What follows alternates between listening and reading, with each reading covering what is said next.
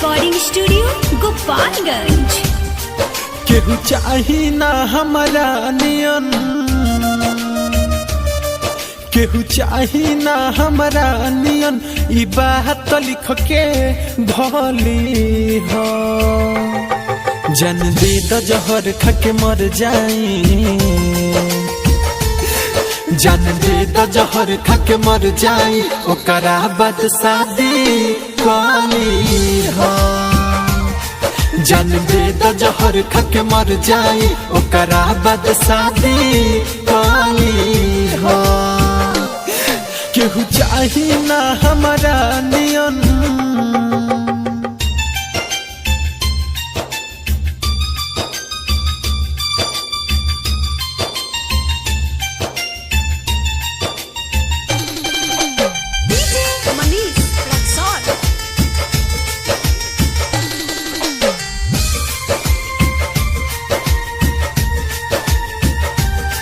बेरहम तू तो भइलू हो, बर्बाद जिंदगी कोइलू हो। बेरहम तू तो भइलू हो, बर्बाद जिंदगी कोइलू हो। जब ले जाई मोर अरथिलो, जब ले जाई मोर अरथी लोग, आखिरी बार संगे चली हो। जन दे द जहर खके मर जाई, जन दे द जहर खके मर जाई, ओकरा बाद शादी कली हो।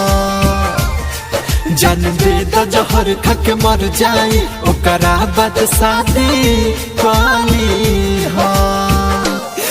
केहू चाही ना हमारा नियन,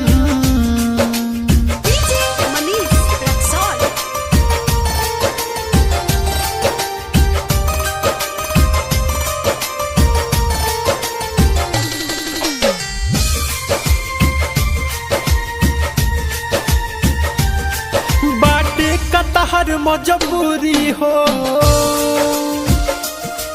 काहे हमसे बनाव तारू दूरी हो। बाटे कतहर मजबूरी हो, काहे हमसे बनाव तारू दूरी हो। शेषनाथ दीपक लड्डू शर्मा कहे, शेषनाथ दीपक लड्डू शर्मा कहे, मनोज के प्यार में ढली हो। जन दे द जहर खके मर जाई, जन दे द जहर खके मर जाई, ओकरा बाद शादी कली हो। जन दे द जहर खके मर जाई, ओकरा बाद शादी कली